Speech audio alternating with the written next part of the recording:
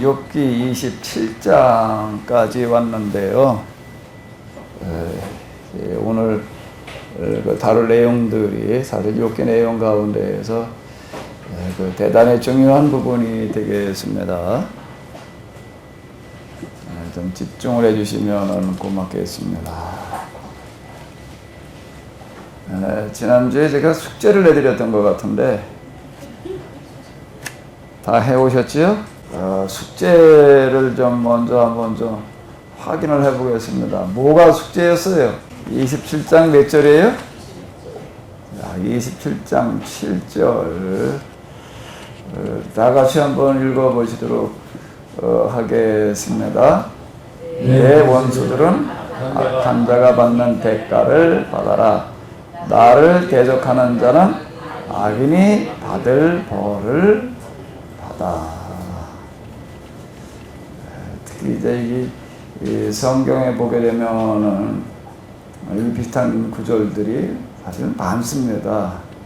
시편 같은 데도 그렇고 이 비슷한 구절들이 참 많은데 욥기에도 지금 나오고 있어요. 내 원수들은 악한 자가 받는 대가를 받아라. 나를 대적하는 자는 악인이 받을 벌을 받아라. 자, 이렇게 기록이 되어져 있는데, 자, 이제 이런 구절들 어렵지 않게 해석되시면 이제 더 안 오셔도 돼요. 하산하셔도 됩니다. 뭔 얘기예요, 이게? 뭔 얘기예요, 우리 목사님? 갔다가 어디 좀 얘기 좀 해보시라고 그래 봐. 숙제를 어떻게 해왔나 좀.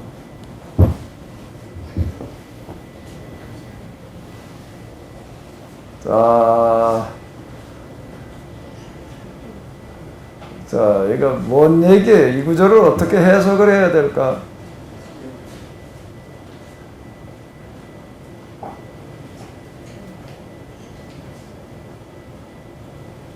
(27장 7절) 내 원수들은 악한 자가 받는 대가를 받아라. 나를 대적하는 자는 악인이 받을 벌을 받아라. 어떻게 해석을 해야 되나? 인과응보에 대한 얘기가 아니라. 예? 인과응보에 대한 얘기가 아니라. 인과응보. 말씀이 내 원수들 지난주에 말씀하실 때 내 원수들을 그 당시 설교자들에게 하는 말씀이라고 해서 저희 신약에서 마태복음 23장 13절에 보니까 화 있을진저 외식하는 서기관들과 바리새인들이여 너희는 천국문을 사람들 앞에서 닫고 너희도 들어가지 않고 들어가려 하는 자도 들어가지 못하게 하는 거다. 마태복음 3장 7절 바리새인과 사두개인이 세례를 베푸는 데 오는 것을 보고 이르시되 독사의 자식들아 누가 너희를 가르쳐 임박한 진노를 피하라고 하더냐. 그 당시 예수님 당시 그 말씀을 선포하던 설교자들인 이 바리새인들 사기인들에게 한 말과 같지 않을까라고 생각합니다. 또 이제 신약 성경 가지고도 좀 예를 드셨는데, 사실 이제 성경에서 우리가 이 비슷한 구절들 자주 만나게 되는데요. 자, 문자대로 일단 우리가 해석을 해보게 되면 무슨 얘기가 되는 거죠? 내 원수들은 악한 자가 받는 대가를 받아라. 또 나를 대적하는 자는 악인이 받을 벌을 받아라. 자, 이렇게 이야기하고 있습니다. 문자대로 하면은 그런 거예요. 문자대로 해석을 하면 이게 좀 말이 될까요, 안 될까요? 예? 돼요, 안 돼요? 말이 뭐 된다고 뻑뻑 우길 수도 있겠지만은, 글쎄 이게 문자대로 말이 된다고 그러면 뭐가 좀 이상하지. 사실 우리가 이제 성경을 읽다가 이제 걸려 넘어지는 어떤 구절들이 이 비슷한 경우들이 이제 많이 있는데요. 이걸 한번 또 보자고. 이제 비슷한 구절을 이렇게 본다고 하게 되면은 자, 여기 한번 이렇게 좀 보시기 바랍니다. 창세기 12장 3절인데요. 3절 보게 되면 이제 현대 성경으로 보게 되면 내게 복 빌어주는 사람에게 나는 복을 내리리라. 또 내게 저주를 퍼붓는 사람에게는 나 역시 뭘 하리라? 저주를 퍼부으리라. 자, 하나님께서 이제 아브라함에게 하시는 이제 이런 말씀이 이제 되겠습니다. 내게 복 빌어주는 사람에게는 내가 복을 내리고, 내게 저주하는 사람에게는 어떻게 한다고요? 여기 나 역시 저주를 어떻게 한다고요? 이걸 어디 해석을 해봐요. 그럼 어디? 이건 뭔 얘기예요? 뭔 얘기예요? 하나님께서 누굴 선택하셨어요? 아브라함은 하나님께 특별히 세워놓으셨어요. 선택해서 특별히 세워놓으셔서. 그래서 아브라함에게 복을 빌어주는 사람한테는 어떻게 하고 하나님께서 복을 주시고, 아브라함에게 저주를 퍼부는 사람한테는 하나님께서 어떻게 하신다고요? 저주를 퍼부으시고. 아멘? 야, 뭐 아브라함 대단하네. 자, 이제 우리가 이렇게 이제 우리가 생각을 할 수가 있습니다. 문자대로 해석하면 그런 거예요. 문자대로 해석하면은, 그러면 이제 우리가 옛날 왕정 시대로 얘기를 한다면 뭐와 같은가 하게 되면은 이제 왕세자와 같아요. 왕자, 공주와 같아요.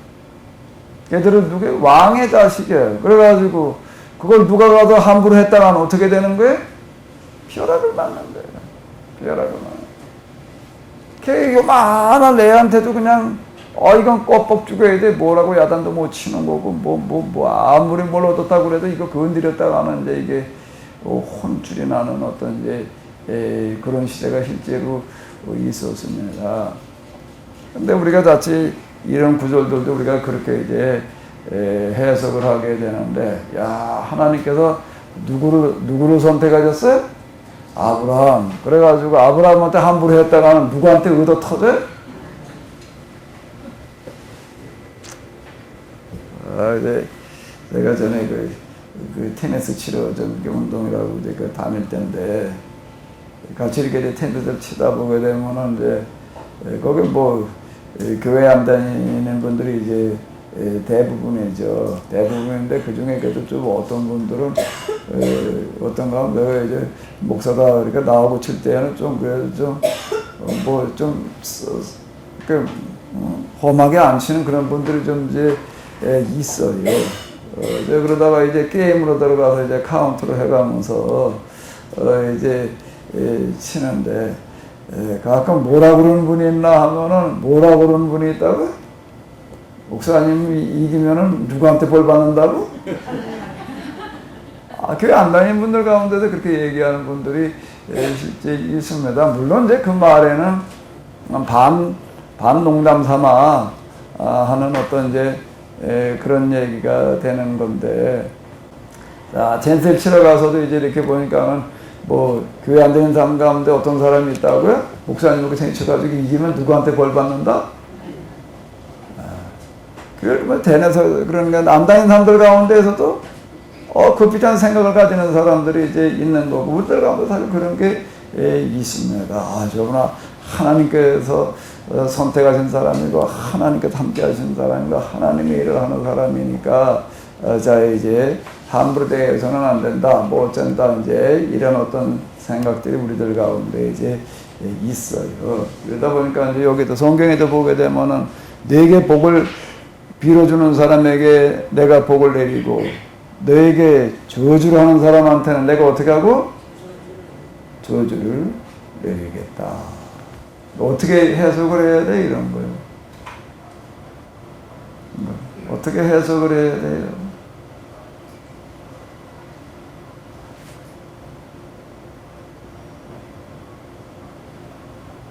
이스라엘 사람들은 어떻게 해석을 하는가? 그냥 문자대로 해석을 하는 겁니다. 그러니까 하나님께서 아브라함을 이렇게 특별히 선택을 하셨다. 그리고 또 우리는 누구의 후손이라는 거예요? 여기 보게 되면은 이제 너와 네 후손을 통해서 내가 이제 복을 내리겠다라고 하는 이제 그런 구절들이 무릇 땅 위에 살고 있는 민족들이 너를 통하여 복을 받으리라. 그렇게 이제 뒤에 가가지고 너와 네 후손이라고 이제 이렇게 하는 얘기들이 이삭, 야곱에게 계속 이어져 이제 내려가게 됩니다. 이 사람들은 그걸 어떻게 하는가 하면 문자대로 해독을 해가지고 하나님께서 아브라함을 특별히 선택을 하셨고 우리가 그 후손이기 때문에 하나님께서 이제 우리와 함께 하신다. 우리에게만 율법을 주셨다. 우리만 선택했다라고 이렇게 해석을 해 나가는 겁니다. 그럼 바울은 어떻게 해석하죠? 이거를요?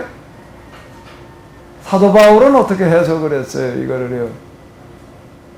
사도 바울은 아브라함의 후손이라고 하는 거를 어떻게 해석을 하는 거예요?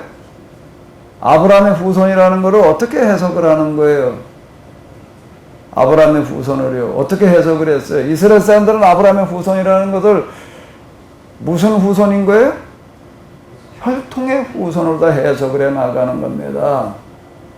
혈통의 후손, 그러니까 아브라함의 혈통, 아브라함의 유전자를 가지고 있는 사람을 아브라함의 후손이라고 이렇게 해석을 하는 거예요. 그러니까 전 세계 가운데에서 우리만 아브라함의 후손이다. 이렇게 이야기를 하는 거예요. 그러면 딴 사람, 우린 뭐냐, 그렇게 되면은, 뭐냐, 그렇게 되면, 너희도 그러면 우리 후손이 될 수가 있다는 거예요. 어떻게? 개종을 하라는 거예요. 개종을 해라. 그러면 우리 안에 들어오게 해주겠다라고 이렇게 이야기를 하는 겁니다. 근데 사도 바울은 그걸 어떻게 해석을 하는 거예요? 아브라함의 후손이라는 말은 맞는데, 아브라함의 후손이라는 그 후손이라는 말이 혈통의 후손이 아닌 무슨 후손이라고요? 무슨 후손이요? 믿음의 후손이다. 그러니까 믿음의 후손이라는 게 무슨 얘기가 되는 거예요? 믿음의 후손이라는 얘기가 무슨 얘기가 되는 거죠? 아브라함의 후손인데 혈통의 후손이 아닌 무슨 후손? 믿음의 후손. 믿음의 후손이라는 게 무슨 말이라고요? 이런 부분들을 우리가 잘 정리를 해놔야지 됩니다. 잘 정리를 해놔야 돼. 믿음의 후손이라는 게 무슨 얘기라고요? 아브라함과 같은 믿음을 가지는 사람들.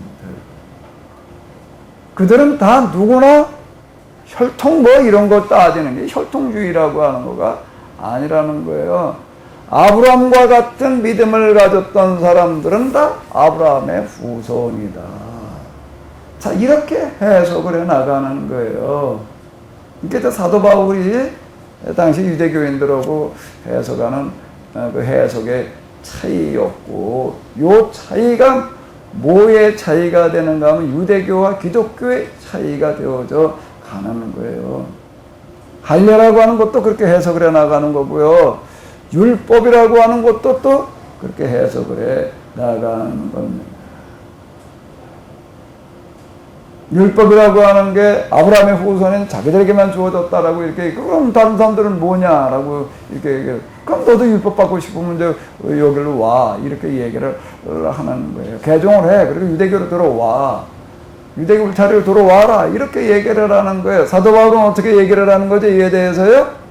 그게 아니라는 거예요. 율법이라고 하는 것은 사람이 사는 법을 말하는 건데, 사람이 사는 법이라고 하는 건 유대인에게만 주어진 게 아니라 세상 모든 사람들에게 다 주어졌다라고 하는 거예요. 뭘로다가요? 양심이라고 하는 법으로 주어져 있다.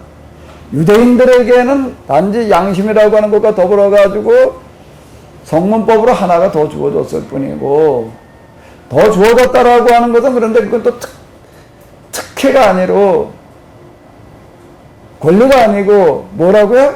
책임이라는 거예요. 세상 사람들에게는 뭘로 주어졌는가 하면 양심으로 주어져 있는데, 유대인들에게 주어진 율법이라고 하는 성문법은 세상 모든 사람들에게 주어진 양심이라고 하는 법과 다를 바 없다라고, 단지 양심의 법을 문서화시켜 놓은 것 뿐이다라고 이렇게 이야기를 하는 겁니다. 어떤 게 맞는 것 같아요?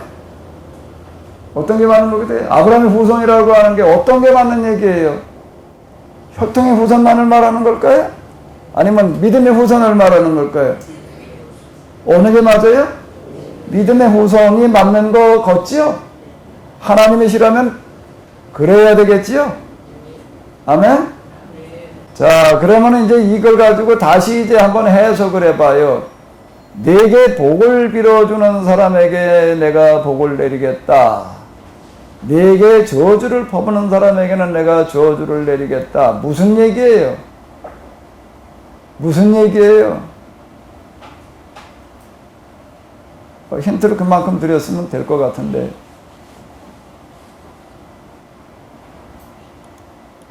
내게 복을 빌어주는 사람에게 나는 복을 내리리라. 내게 저주를 퍼부는 사람한테는 나도 저주를 퍼부겠다는 얘기가 무슨 얘기가 되는 거예요? 금방 다 얘기했잖아요.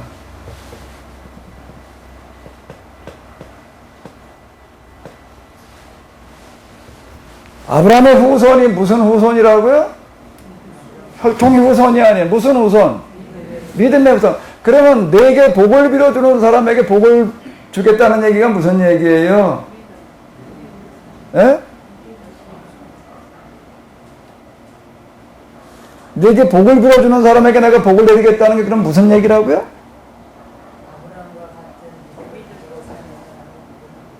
그런 얘기가 되는 거죠. 너처럼 내가 가진 믿음과 같은 믿음을 가지고 살아가는 사람은 다 어떻게 된다는 거예요?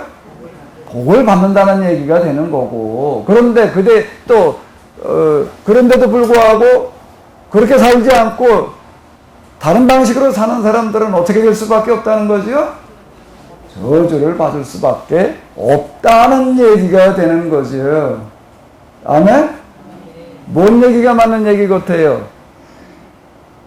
하나님께서 아브라함을 선택을 해 놓으셨으니까 누가 아브라함한테 가서 까불었다가나 하나님께서 어떻게 한다고? 다 조박는다. 자, 이렇게 얘기를 해야 맞나? 네? 옛날 저 왕의 자식들 모양으로 그런 특권을 가지고 있다? 그런 특권을 가지고 있다? 그런 얘기일까요? 문자대로 해석하면 그렇게 돼요. 그리고 이렇게 해석하는 사람들, 유대인들은 진짜 지금도 그렇게 해석을 합니다. 유대인들은 자기들만 특별하다는 거예요. 그 특별의식을 가지고 사는 거예요. 그럼 말이 돼야 안 돼? 옛날에 왕의 자식들이 그러고들 살았죠. 그게 법이라고 그러고 그 로얄 패밀리예요. 로얄 패밀리. 근데 지금은 그런 거 인정하지 않아요. 그런 거 다 그거는 위법자가 되는 거예요. 위법자. 이제는 개화된 시대에는 그런 거 전혀 인정치 않습니다. 법대로 하는 거죠. 특권, 특혜, 로얄 패밀리라고 하는 게 이제는 없는 거예요. 그런 건 없는 개념인 거예요. 지금은요. 그러니까 아브라함이 사는 방식대로 사는 사람은 다 어떻게 된다는 거예요? 복 받는 거. 그런 믿음을 가지고 그렇게 사는 사람은 복 받게 될 거고, 그렇지 못한 사람들은 어떻게 된다는 거예요? 다 저주를 받게 된다라고 하는 얘기가 되는 거고요. 자, 그럼 그 다음 거를 또 한번 해석을 해봐요. 무릇 땅에 살고 있는 민족들이 누굴 통하여 복을 받으리라? 그럼 무슨 얘기가 되는 거예요? 무슨 얘기가 되는 거예요? 내가 너를 통해서 세상 모든 사람들에게 뭘 알려주겠다는 거예요? 복 받고 사는 길을 알게 해주겠다. 자, 이래야지 이게 얘기가 되는 겁니다. 그러니까 문자대로 해석을 하러 들게 되면은 많은 모순에 빠져요. 많은 모순에 빠져요. 그러니까 문자는 죽이는 게 되는 겁니다. 문자는 죽이는 거예요. 그렇게 하게 되면은요. 자, 그러면 이제 다시 여기 본문으로 돌아봐 봐요. 자, 이제 다시 한번 이제 여길 와가지고서 한번 읽어보시기 바랍니다. 27장 7절이요. 자, 읽어봐봐요. 시작.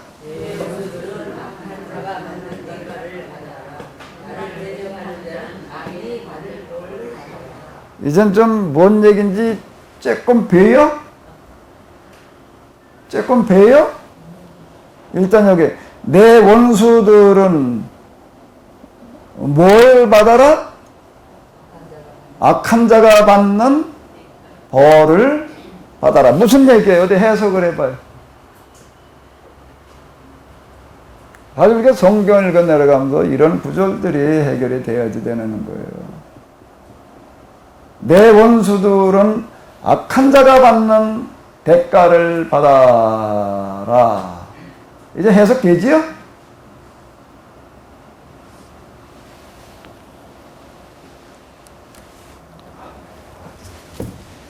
자, 이제 여러분들이 해석을 해봐.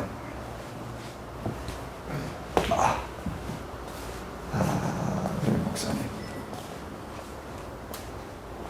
믿음으로 살지 않는 자들은 악한 자들이 그 멸망하는 대가를 받을 수밖에 없다는 뜻입니다.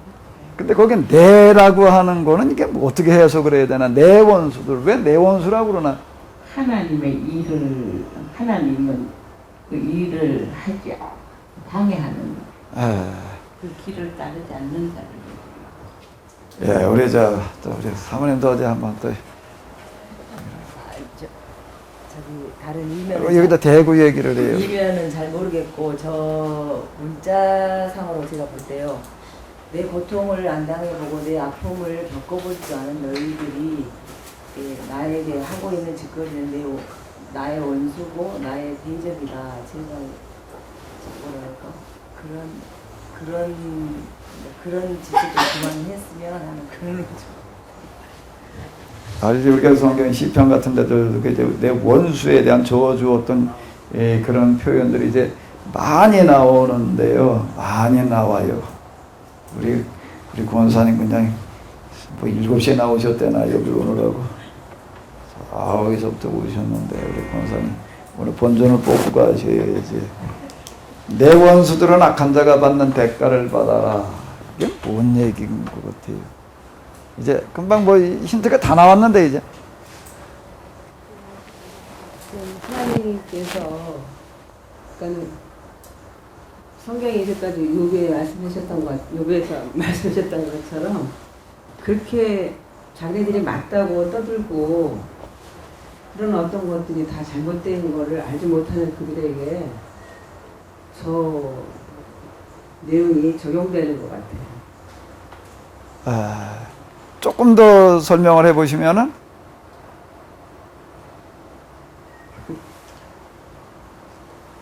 많이 나왔는데 또 누구 딴분이 조금 더 보충하려는 얘기인가 봐.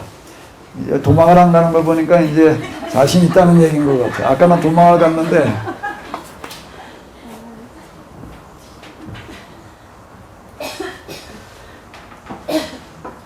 여태까지 말씀하신 맥락으로 대입해보면 욥이 살아온 방식대로 살지 않은 사람들은 악한 자가 받는 대가를 받을 것이다. 예. 욥이 살아온 방식대로 살지 않은 사람들은 악한 자가 받는 대가를 받아라. 또 나를 대적하는 자는 악인이 받을 벌을 받아라. 이제 비슷하게들 얘기들을 하셨는데, 그러면 지금 이제 여기서 욥이 이 얘기를 하고 있다는 것은 무슨 얘기가 되는 거죠? 무슨 얘기가 되는 게 욥은 지금 27장쯤 오니까 지금 이제 이런 얘기를 하고 있습니다. 27장쯤 오면은 이런 얘기를 하고 있는데, 그럼 이게 무슨 얘기가 되는 거예요? 27장쯤 와서 이런 얘기를 하고 있다는 거가? 예? 욥이 지금 어땠다는 얘기가 되는 거죠? 예? 확신에 도달해 있는 거예요. 무슨 확신이요? 무슨 확신이죠? 자기가 지금 말하는 게 맞다는 겁니다. 자, 이 부분이 이제 굉장히 중요한 거예요. 그 부분이. 지금 자기가 이제 친구들하고 이제 이 3번씩 돌아가면서 이제 엘리바스, 빌다, 소발, 이제 3명을 대상으로 이제 3번 세 타임 이야기하는 어떤 그런 것들로 다 이제 구성이 되어져 있어요. 그 욥기를 쓴 사람은 왜 이걸 그렇게 장황하게 길게 그냥 지루한 얘기도 읽어보게 되면 거기서 거기 갔습니다. 뭐 그게 그거 갖고 근데 이게 도대체 뭐가 어떻게 돌아가고 있느냐라고 하는 건데, 자, 그런데 이제 여기 27장쯤 와가지고서 이제 25절부터 한번 좀 우리가 읽어볼까요?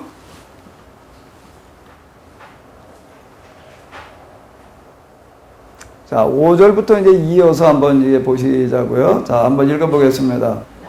나는 결코 너희가 다고 말할 수 없다. 나는 죽기까지 내 결백을 주장하겠다. 내가 의롭다고 주장하면서 끝까지 굽히지 않아도 내 평생의 양심에 버림직한 날은 없을 것이다. 내 원수들은 악한 자가 받는 대가를 받아라. 나를 대적하는 자는 악인이 받을 벌을 받아라. 자, 이렇게 하거든. 내 결백을 주장하겠다. 이제 결백 죄가 없다라고 이제 얘기하는 어떤 이런 부분들을 얘기를 하는 자기 의견을 말하는 거예요. 자기 생각, 자기 주장을 얘기를 하는 건데 그걸 끝까지 주장하겠다라고 지금 이렇게 얘기를 하고 있는 거예요. 내가 의롭다고 주장하면서 끝까지 굽히지 않아도라고 이제 이렇게 얘기를 하는 건데, 자, 그럼 이제 어디쯤 와 있는가 하게 되면 이쯤 오니까 이제 뭔가 하면 이제 자기 어떤 그 독특한 경험을 통해서 이제 여기서 얻어지는 어떤 그런 이해들, 그게 뭔가 하면 그 이전 자기가 알고 있던 것들, 통상적으로 알고 있던 것과 너무나 다른 거예요. 그때 많은 혼란을 겪어요. 많은 혼란을 겪는데, 근데 여기쯤 오니까 이게 맞다는 겁니다. 맞다는 확신에 이제 도달을 하게 되는 거예요. 그래서 뭐라고 얘기를 하는가 하면, 내 원수들은 어떻게 해라? 내 원수들은 악한 자가 받는 대가를 받아라. 이걸 이제 인정하지 않고 이러고 있는 사람들을 향해서 이제 내 원수들, 이제 이런 표현들을 이제 이렇게 쓰는 건데, 그러니까 지금 자기가 하나님 체험을 통해서 지금 얻어진 결과가 지금 맞다는 확신 속에서, 그러니까 내 원수들이라고 하는 사람은 어떤 사람들을 말하는 거예요? 이 원수들은 어떤 사람들이라고요? 그러니까 하나님의 원수인데 구체적으로 그러니까 뭘 말하는 거예요? 구체적으로 뭘 말하는 거죠? 욥이 지금 얘기하는 것을 따르지 않는 사람들을 말하는 겁니다. 자, 다시 욥은 독특한 그런 하나님 체험의 경험을 통해 가지고서 그 당시 신학, 그 당시 교리들이 있어요. 그것과는 전혀 다른 쪽에 이제 도달을 하는 거예요. 그러면서 그런 얘기를 하는 거예요. 원수들이라는 건 뭐를 얘기를 하는 거예요? 근데 이거를 받아들이지 않는 사람들을 말하는 거예요. 기존 것을 계속 고집하고 있는 사람들을 말하는 거예요. 그들은 악한 자가 받는 대가를 받아라는 얘기가 뭔 얘기가 되는 거예요? 저주를 선언하는 것 같이 느껴지지만 그 사람들은 어떻게 할 수밖에 없다는 얘기죠. 계속 오류 가운데 빠져 있을 수밖에 없다는 거예요. 계속 오류 가운데 빠져 있을 수밖에 없다. 나를 대적하는 자는 악인이 받을 벌을 받아라. 그것도 마찬가지가 되는 거야. 나를 대적하는 자라고 하는 거는 지금 이거는 어떻게 하는 사람인 거예요? 받아들이지 않는 사람들은 어떻게 될 수밖에 없다는 거죠? 악인이 받을 벌을 받아라라는 거, 그 결과가 뭐로 도달할 수밖에 없다는 거예요? 멸망에 도달할 수밖에 없다라고 하는 그와 같은 이야기가 되는 겁니다. 그러니까 이쯤 와가지고서 이쯤 와가지고 이 얘기를 하는 거예요. 자, 그럼 이제 여기, 그, 욥기의 가장 많은 부분은 그, 욥이 이제 친구들과 대화하는 내용들이 되겠는데, 자, 욥은 친구들과의 그, 대화, 그리고 자기의 경험을 통해가지고서 이제 여기에서, 이제 생각, 이런 것들이 이제 점점 발전되어져 나가면서 이제 변화가 일어나서 이제 여기까지 이렇게 도달을 하게 되는 건 아직 다 완성된 거는 아니에요. 근데 이쯤 와가지고 이제 그런 확신을 하게 되는 어떤 이제 그런 이야기가 이제 되는 건데요. 자, 그러니까 이제 다시 이제 이 부분을 가지고서 좀 이제 본다라고 하게 되면은 이 비슷한 구절들은 성경에 사실 이제 많이 있습니다. 금방 이제 창세기 12장을 이제 봤는데 27장으로 넘어가서 보게 되면은 만민이 너를 섬기겠고 열국이 내게 굴복하리니 내가 형제들의 주가 되고 내 어미의 아들들이 내게 굴복하며, 여기서 또 이렇게 보게 되면 내게 저주하는 자는 저주를 받고 내게 축복하는 자는 축복받기를 원하노라. 27장은 뭘 하는 내용이 되는가 하게 되면 이삭이 이제 이 복비를 주는 얘기가 되는 거예요. 이제 야곱이 가가지고서 이제 형을 대신해 가지고서 속임수로다가 이제 그 축복비를 주는 어떤 그런 내용이 되겠는데, 여기에 보게 되면 내게 저주하는 자는 저주를 받고 내게 축복하는 자는 복받기를 원하노라라고 빌어주는 이런 구절들이 있는데, 사실 제가 지금 이렇게 얘기를 하고 있지만 저도 문자적으로 해도 그랬어요. 그전 야 이렇게 뭐 특별한 그런 뭐 어떤 사람이 되라고 그러는 거로구나라고 이제 이렇게 저도 해독을 했던 겁니다. 근데 이제 이런 것들에도 벗어나는 거가 그렇게 참 시간이 오래 걸려요. 여기에 그 문자에 매여 있게 되면 아직 그 문자가 말하려고 하는 거에 도달할 수가 없습니다. 이 부분들이.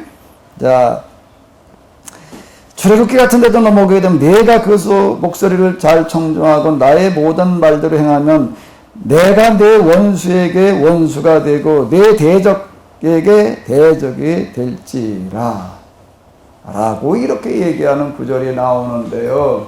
자, 이게 이제 출애굽기 23장 이제 계약법전이라고 얘기하는 그러니까 법전의 내용이 이제 되겠습니다. 민수기 24장으로 넘어가게 되면은 이제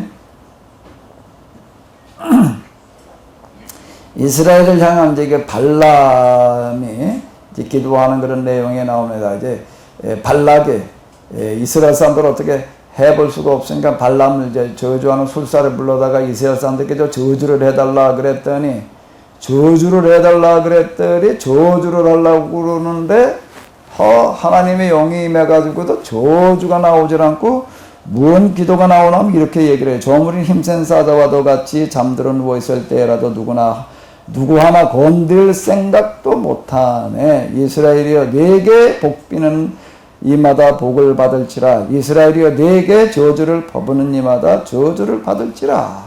자, 이렇게 이제 기도하는 내용들이 이제 나오고 있습니다. 이거 그냥 우리가 문자대로 그냥 이렇게 받아들여서 얘기하기 쉬워요. 이제 그래도 그다음 이런 건 뭐 사실 많습니다. 사람들이 그로 인하여 복을 받으리니 열방이다 그를 복되다 하리로다. 뭐 이 시편 같은 데도 그렇고 특히 시편으로 넘어가게 되면은 저주를 운운하는 어떤 그런 구절들이 이제 많이 나오게 되는데, 또 뭐 말라기 같은 데 이렇게 보게 되면 에서와 야곱 중에서 나는 에서를 미워하고 야곱을 어떻게 했다고요? 사랑했다. 이건 뭐 제가 전에 그 소외원서 같은 거 얘기할 때도 이미 얘기했으니까 뭐 더 얘기할 필요 없고요. 자, 지금 여기 이제 이렇게 보게 되면 이쯤 오게 되면 이제 뭔가면 욥은 자기가 얘기하는 어떤 이런 것들, 자기가 도달하는 결론에 대한 확신을 가지고 말하는 어떤 이런 것들이라고 이렇게 볼 수가 있는데, 신약 성경으로 넘어오게 되면 또 어떤 게 있냐면 비슷한 데가 하나가 있습니다. 신약 성경 가운데도 비슷한 데가 어디 있을까요? 어디 있을까? 이 비슷한 데가.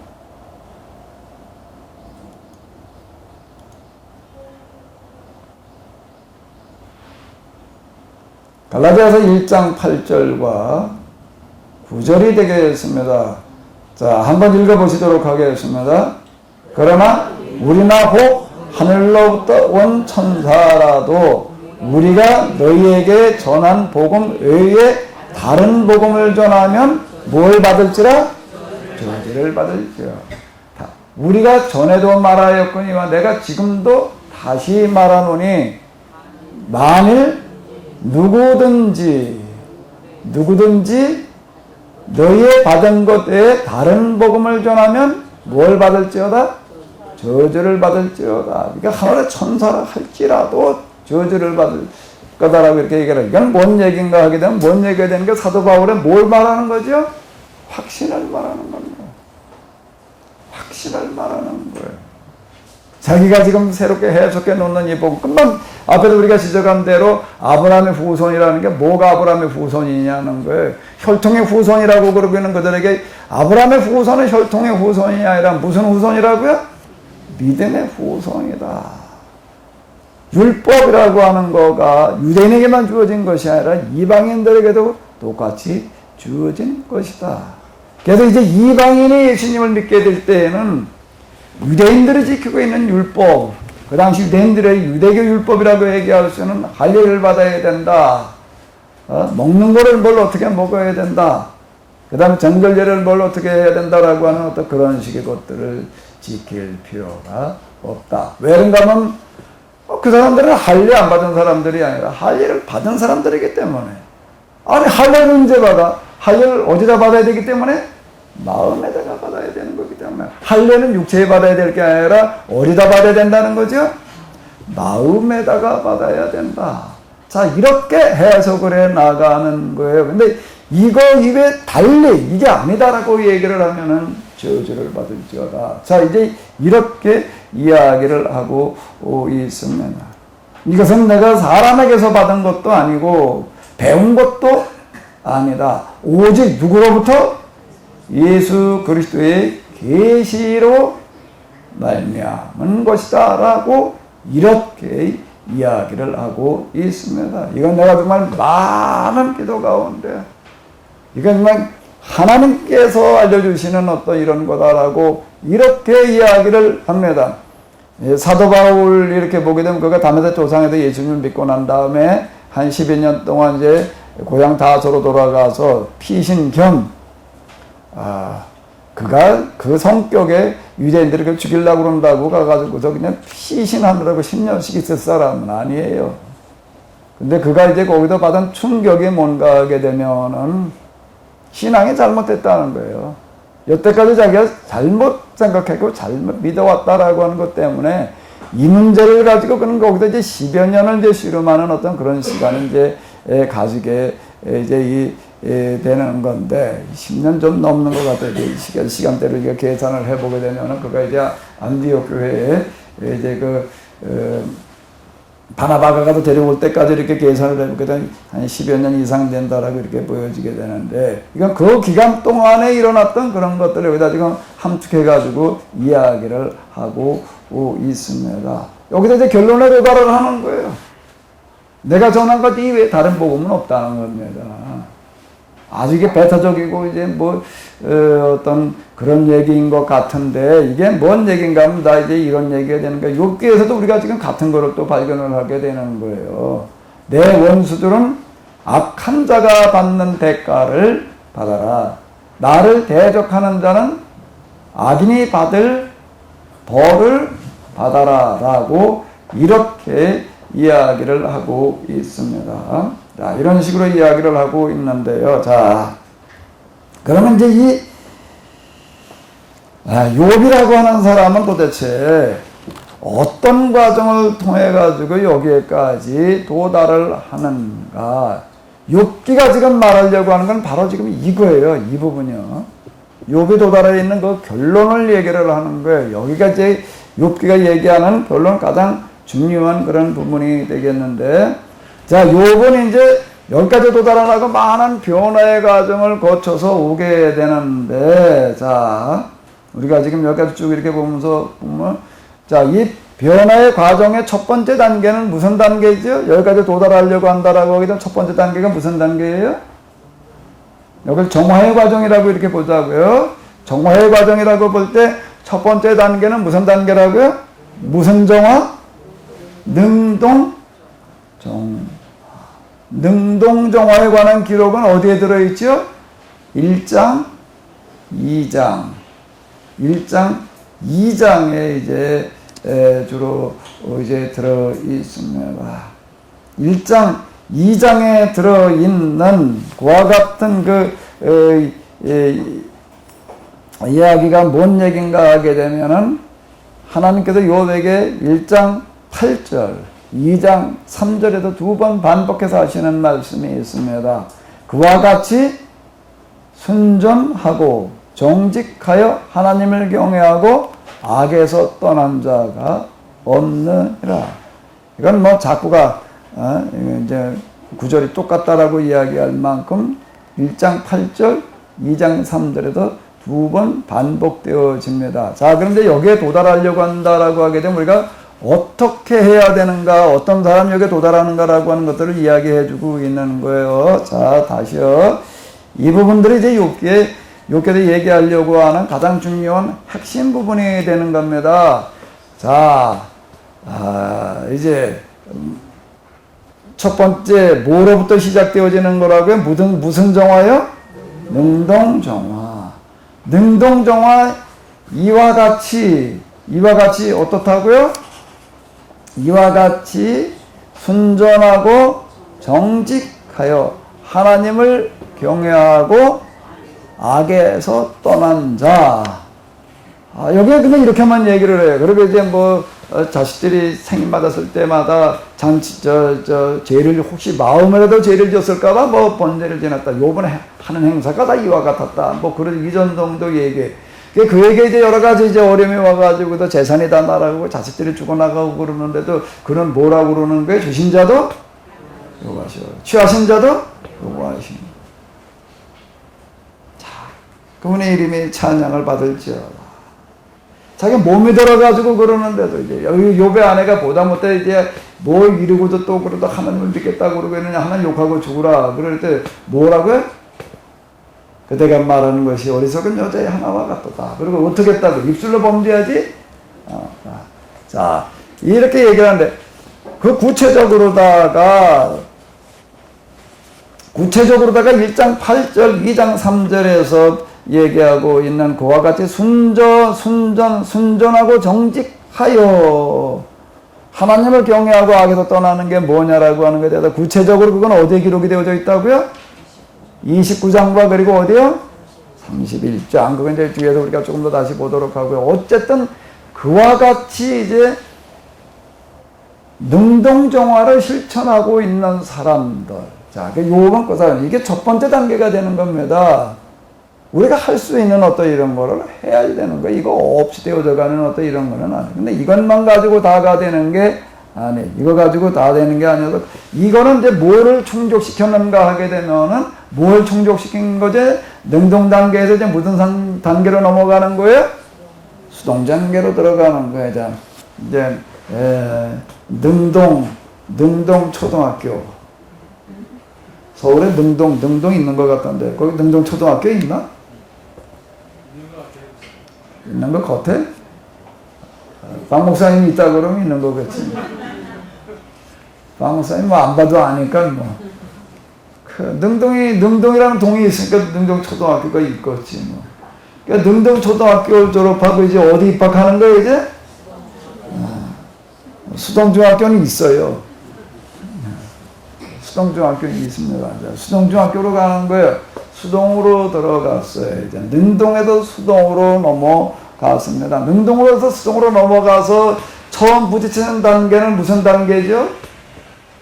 입술로 범죄하지 않았다는 건 2장까지이고 3장으로 넘어가면 어떻게 되나요? 자기 생일, 하나님의 창조에 대한 저주 막 터져 나오는 거예요. 막 터져 나와야지. 자, 이렇게 이제 진행이 되어져요. 3장입니다. 생일과 탄생, 창조를 저주하는 어떤 그와 같은 상태. 그리고 이제 친구들과의 대화 가운데에서 이렇게 보게 되면 탄식. 내가 어쩌다가 내가 이 모양이 됐냐. 어째가 하나님께서 나에게 이런 고통을 주시느냐. 이제 이런 이제 난 탄식으로다가 이제 이렇게 이제 시적인 표현. 이게 이제 욥기는 하나의 이제 시다라고 이제 거대한 서사시다라고 얘기를 할 수가 있는데. 자, 이제 그렇게 이제 진행이 이제 되어져 갑니다. 아까 친구들하고 이제 대화하는 그런 이야기가 이제 길게 욥기에서 제일 많은 75%에 해당되어지는 내용들이 이제 진행이 되어지는데 그 많은 대화 가운데에서 왜 욥기 전환 그렇게 끌고 나가는가 하면 욥이 이런 과정을 통해서 어떤 변화가 일어나고 있는가예요. 뭘 얘기하려고 그런다고요? 어떤 변화가 일어나고 있는가라고 하는 거를 얘기하려고 하는데 지금 초점이 맞추어져 있는데 이 변화라는 거가 이제 처음에는 탄식, 혼란 가운데에서 이제 이제 그 욥의 친구들이 내가 죄 때문에 이렇게 됐다. 내가 이렇게 어려워진 건 죄를 지은 결과고 증거다. 그 욥은 이제 뭐라고 말하는 거예요? 아주 혼란스럽긴 한데 근데 그건 아니다. 그건 아니다라고 이렇게 계속 이야기를 하는 겁니다. 그건 아니다라고 그렇게 얘기를 하는 거가 뭔가 하면 내가 뭐 그렇게 별로 그렇게 죄 지은 그런 일도 없었고 내가 이런 일을 당해야 될 만큼 내가 죄를 지은 거 아닙니다. 그러면 이렇게 되지 않은 사람은 딴 사람들은 그러면 나 같은 죄를 안 져서 지금 이런 고난을 안 당한다는 얘기냐 지금 이런 식으로다가 얘기하고 있을 뿐이에요. 그러다가 이제 어디로 가는가 하게 되면은 여기서 이제 변화가 일어나기 시작을 하는 것은 어디쯤인가 하게 되면은요. 자, 이제 16장으로 오면서부터 이제 변화가 일어나기 시작을 하는데,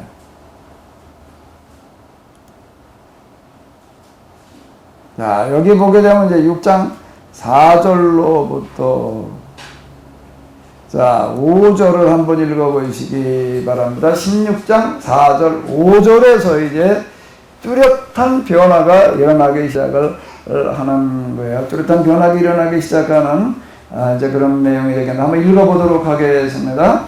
자네들이 내 친구가 되고 우리가 자네들과 같으니까라면 나도 그 같은 말을 얼마든지 할 수도 있네. 어쩌면 그럴 수 있는가. 머리 흔들며 가면서 심한 말을 하지 못하겠구나. 나도 자네들에게 축구하면서 너희를 두고 말을 놓으면서 자네들을 위로할 수도 있지. 전에는 나도 그랬다는 거예요. 제가 조금 아까 우리가 이제 이렇게 그 저주, 운운하는 어떤 그런 구절들 이렇게 봤잖아요. 이삭이 눈이 어두워가지고서 이제 야곱에게 복을 빌어주면서 뭐라고 복을 빌어준다고요? 뭐라고 복을 빌어줘요? 네게 저주하는 자는 저주를 받고 네게 축복하는 자는 복을 받기를 원하노라. 문자대로 해석한 거예요. 이렇게 이삭이 야곱에게 복을 빌어줬구나. 뭐라고? 제 자식한테 복을 빌어주는 자는 뭘 받고? 복을 받고. 저주를 퍼부는 자에게는 뭘 받고? 하나님께서 그렇게 해주시기를 원하노라. 이렇게 기도를, 뭐, 문자대로 그냥 해독하고 그냥 뭐 끝났지. 더 뭘 생각해 볼 여지가 뭐가 있었나? 저도 전에 그렇게 해석을 했어. 전에. 근데 지금 와서 보니까 그게 아닌 거예요. 그게 아닌 거예요. 이제 욥은 어디에 도달했는가? 나도 전엔 너희들처럼 말했다는 거예요. 16장 4절 지금 이제 그 얘기가 4절 5절이 그런 얘기가 되는 거예요. 나도 전에는 너희처럼 그렇게 말을 했었다. 근데 지금 여기 와서 보니까 이제 어떻다는 얘기예요. 이제 그렇게 말해서는 안 되겠다. 그렇게 말하면 안 되겠다. 그렇게 말하면 안 된다. 여기까지는 이제 지금 와 있는 겁니다. 그럼 뭘 어떻게 해야 되냐? 거기까지는 아직 모르는 거예요. 거기까지 모르지만, 근데 그게 아니다라고 하는 것까지가 이제 보이기 시작을 하는 거죠. 자, 이제 욥에게 일어나는 이 변화의 과정이라고 하는 어떤 이제 그런 부분이 이제 되겠습니다. 16장이 되는 거고요. 이제 그 다음에 이제 17장, 17장까지가 욥이 얘기하는 18장, 이제 빌닷의 얘기, 이제 그리고 이제 19장으로 오게 되는데 19장으로 넘어와서 또 이렇게 보게 되면은 이제 이걸 가지고 보자. 19장으로 넘어와서 보게 되면 이제 조금 더 이제 발전되는 그런 이야기가 나오고 있습니다. 자, 25절로부터를 한번 보시도록 하겠습니다. 자, 한번 보시겠습니다. 맨 오른쪽이요. 그러나 나는 확신한다. 내 구원자가 살아계신다. 나를 돌보시는 그가 땅 위에 우뚝 서실 날이 반드시 오고야 말 것이다. 네, 계속 봐봐요. 내 살같이 다 썩은 다음이라도 내 육체가 다 썩은 다음이라도 나는 하나님을 배울 것이다. 내가 그를 직접 뵙겠다. 27절 내가 그를 직접 뵙겠다. 이노로 직접 뵐 때에 하나님 낯설지 않을 것이다. 내 간장이 다 녹는구나. 네, 거기까지만 이제 한번 봐봐요. 자, 이제 뭔가 나는 어떻게 한다는 거야?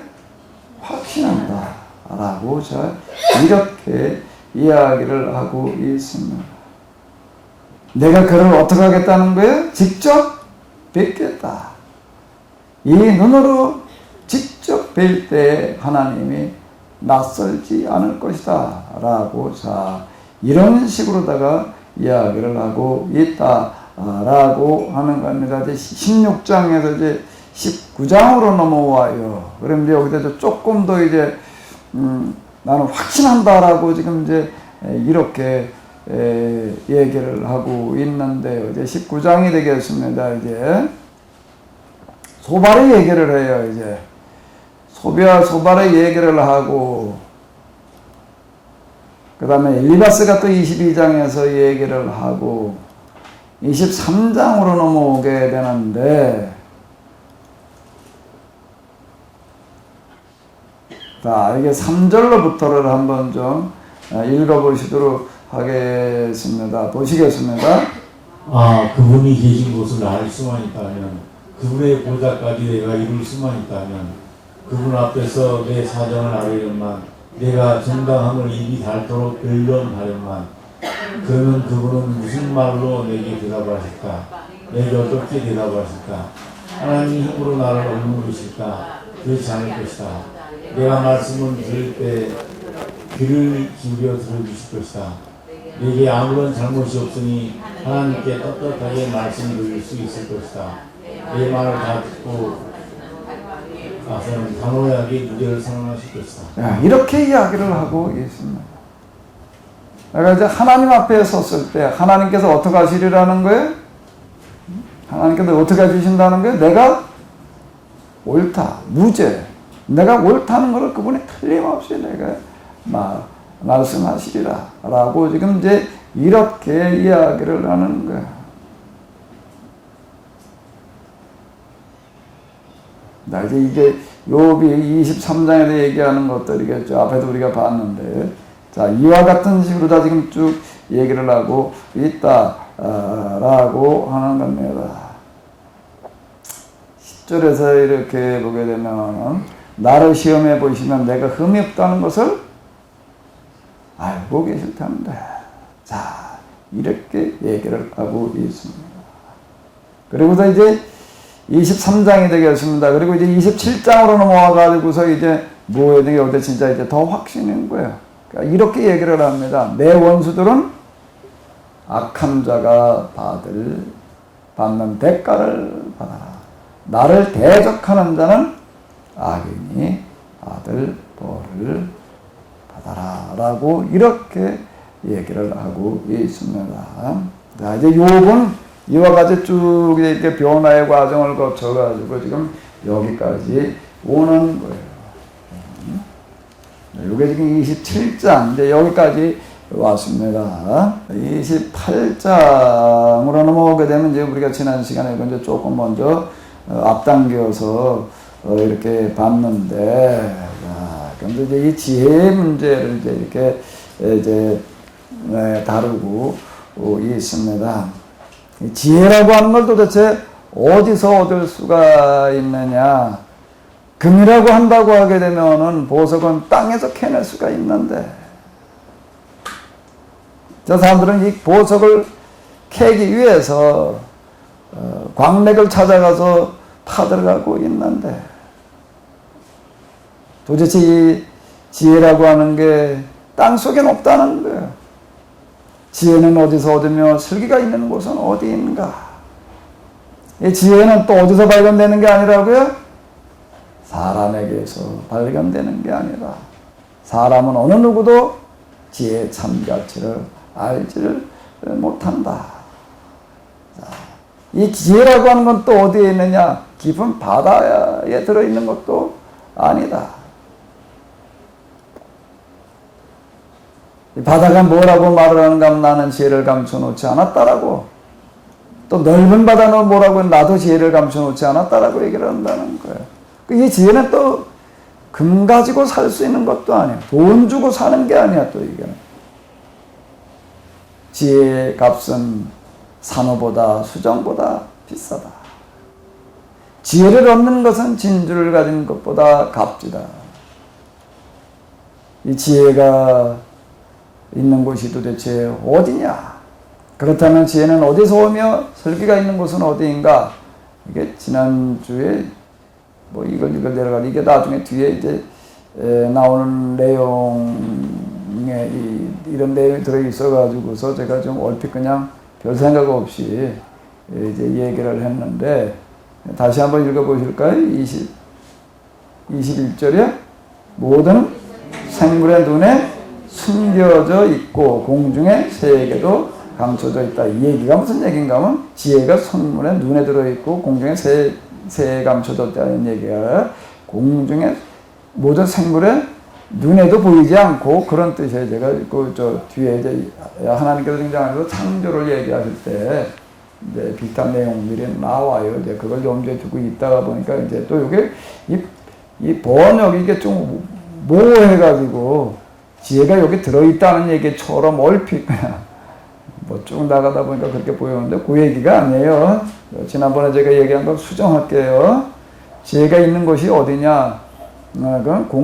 모든 생물의 눈에도 가려져 있다라고 하는 그런 이야기가 이제 되는 거다라고 하는 겁니다. 공중에서 이게 독수리가 사냥을 하기 위해서 하늘로 올라가요. 왜 하늘로 올라가는 거죠? 하늘에 먹을 게 있어서 올라가는 건 아니에요. 땅에 있어요. 근데 하늘 높이 올라가요. 왜요? 먼 데까지 멀리 다 보려고. 올라갈수록 멀리 보이니까 그 시력이 좋아야 돼요. 이건 뭐 까마득 그게 저 구름 꼭대기까지 올라가가지고서는 뭘 보는가 하면 땅에서 겨댕기는 생쥐까지를 봐요. 그래서 그걸 낚아채요. 그걸 이렇게 눈 좋은 걸로 얘기를 하면 누가 좋은 거예요? 새들, 특히 사냥하는 새들 눈이라고 하는 거가 참 좋은 거예요. 뱀이 보니까 바다에도 있더라고요. 바다에도 뱀이 있는데 그 바다에 사는 뱀은 땅에 사는 뱀보다 독이 훨씬 더 심하더라고요. 뭐 코브라의 몇 배려나? 그건 뭐 물리면 죽는데요. 그 이제 바닷물 속에 이렇게 살아요. 그럼 그 사는 거 저 TV에도 보니까 뭐 이게 뭐 모래 속으로도 들어가고요. 그냥 그거 무섭더라고요. 바닷물 속에 들어가면 조심해야지. 바닷물에 들어가면 뱀, 그거 굉장히 무서운 거더라고. 근데 이놈은 물고기 모양으로 그냥 계속 물속에만 있을 수가 없대요. 1시간에 한 번은 올라와가지고 숨을 쉬어야 된다는 말. 1시간에 한 번 숨 쉬러 이렇게 올라온대요. 숨을 쉬러 올라오는데 얼른 올라와서 숨만 쉬고 돌아 내려가더라고요. 얼른 한 번 굽고 뚝 돌아 내려가. 그럼 왜 이렇게 얼른 숨 쉬고 내려갈까? 또 뭐가 있는가 하게 되면요, 공중에 매가 떠가지고서요, 뭐만 쳐다보고 있는가 하면 뱀이 1시간에 한 번은 올라올 수밖에 없으니까 어떻게 하는 거예요? 그것만 또 쳐다보고 있는 게 있더라고요. 안에 물이 철렁거리고 그러는데 그것도 보색을 떼어가지고도 눈에 잘 띄지도 않아요. 뱀 색깔이요. 근데 이게 올라와가지고도 숨 한 모금 훅 쉬려고 그러는데 그때 와가지고도 채간다는 거야. 근데 이게 독이 엄청 세가지고도 그 새도 물리면 죽는데요. 그건 물려가지고 죽지 않는 게 없대는만. 근데 그것도 채가는 걸 이렇게 보니까 올라와서 숨 쉬고 얼른 내려가려고 딱 올라와서 숨 쉬려고 그때 와서 딱 채는데 어디를 채나면 그거 참 기가 막히더라고요. 모가지를 딱 채요. 모가지를 딱 채가지고 날라가지고 어디 가가지고 앉아가지고서 머리부터 쪄가지고 죽이더라고요. 그리고 뜯어 먹어요. 그게 새, 그러니까 눈이 이게 참 아주 이제 기가 막히게 밝은 어떤 이런 건데, 그러니까 이게 새 눈에도 들어있죠. 그러니까 뭐 참 찾아내는데 귀신인 거야, 이제. 찾아내는 건데, 그런 새도 이거 발견하지 못한다. 이제 그런, 이제 얘기가 되겠습니다. 공중에 새가 감춰져 있다는 얘기가 이제 그런 얘기가 되는 거고요. 모든 생물은 눈에도 숨겨져 있고라고 하는 건 무슨 얘기인가 하게 되면 모든 생물들 보게 되면 자기 먹이를 찾아내는 데에는 다 나름대로 일가견들이 있어가지고서 그걸 아주 그냥 아주 귀신처럼 찾아내는 거예요. 근데 뭐는 못 찾는다는 거예요? 지혜는 찾을 수가 없다. 멸망의 구렁텅이, 죽음의 지혜, 죽음을 피해갈 수 있는 게 있나? 죽음을 누가 피해가요? 누구에게나 다 찾아오죠. 그런데 이 죽음의 지혜도 이것이 죽음이라고 하는 것도 이 지혜만큼은 찾을 수가 없다. 그러나 오히려 하나님만의 지혜가 이런 길을 알 수가 있다라고 이제 이렇게 이야기를 하고 있는데요. 그러나 하나님은 지혜가 있는 곳에 이런 길을 아십니다.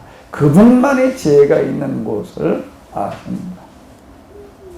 자, 23절로부터는 한번 같이 읽어보시기 바랍니다. 그러나 하나님은 지혜가 있는 곳에 이르는 길을 아십니다. 그분만이 지혜가 있는 곳을 아십니다. 오직 그분만이 땅 끝까지 살필 수 있으며 하늘 아래에 있는 모든 것을 보실 수 있다. 그분께서 저홀로 바람의 강약을 달아보시던 그때, 왜 분량을 달아보시던 그때, 비가 내리는 규칙을 세우시던 그때, 천둥 번개가 치는 길을 정하시던 그때, 바로 그때 그분께서 지혜를 보시고 지혜를 칭찬하시고 지혜를 튼튼하게 세우시고 지혜를 시험을 보셨다. 그런 다음에 하나님은 사람에게 말씀하셨다. 주님을 경외하는 것이 지혜로 악을 멀리하는 것이 승리다. 자, 28장 28절을 보게 되면은 주님을 경외하는 것이 지혜요, 악을 멀리하는 것이 슬기다.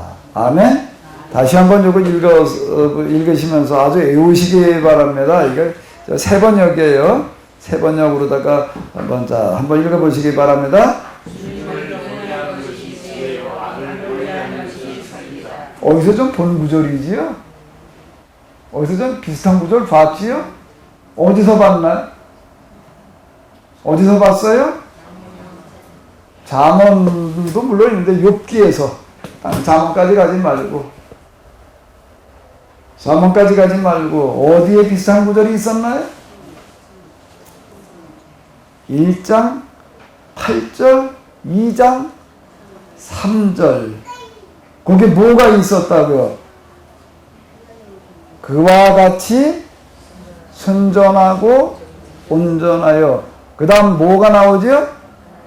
하나님을 경외하고 악에서 떠난 자가 없다. 누구예요, 그 사람이요?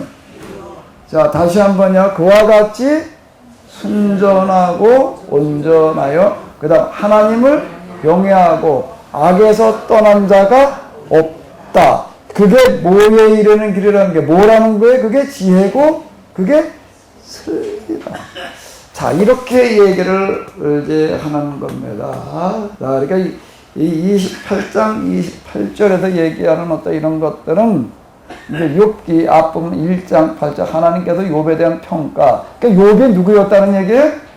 지혜로운 자였다라는 그런 이야기가 이제 되는 겁니다. 이게 지혜고 이게 슬기다라고 이렇게 지금 이야기를 하는 건데요. 자, 그럼 도대체 지혜라는 게 뭘까? 뭐가 지혜지요? 뭐가 지혜예요? 자, 다시 한번요. 뭐가 지혜예요? 다 같이요. 시작.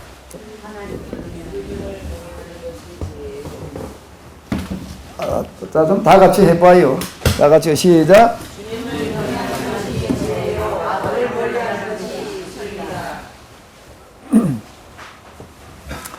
자, 이걸 좀 다시 이제 이걸 가지고 또 설명을 해보자고요.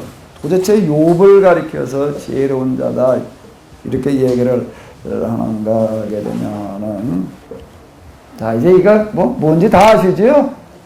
또 설명할 필요 없지요? 자, 요번 지금 이제 능동의 단계가 있습니다. 능동의 단계가 있어요. 능동의 단계에서 그가 한 일이 뭐예요? 지혜롭게 살았어요. 어떻게 살은 거예요? 그와 같이 순전하고 온전하여. 그 다음에 또 뭐예요? 하나님을 경외하고. 그 다음에 어떻게 하는 거라고요? 악에서 떠난 자가 없다. 그러면 그건 이제 막연한 얘기예요. 순전하고 온전하고 하나님을 경외하고 악에서 떠나는 게 뭘 어떻게 하는 거야. 1장 2장만 보게 되면은 뭐 입술로 범죄하지 않는 거 뭐 저 그런 거 정도로다가 이렇게 나오고 있는데, 그 구체적인 내용은 어디에 나온다고요? 29장 그리고 어디요? 31장. 그러면 거기서 얘기하는 29장 31장에서 얘기하는 온전하고 순전하고 온전하여 하나님을 경외하고 악에서 떠난다는 게 뭘 하는 거였지요? 그러니까 또 뭐 오늘 한 구절만 가지고 얘기하기가 그러니까 천상 가서 봐야 되겠네. 봐야지 좀 더 구체적으로 다 얘기할 수가 있을 텐데. 자,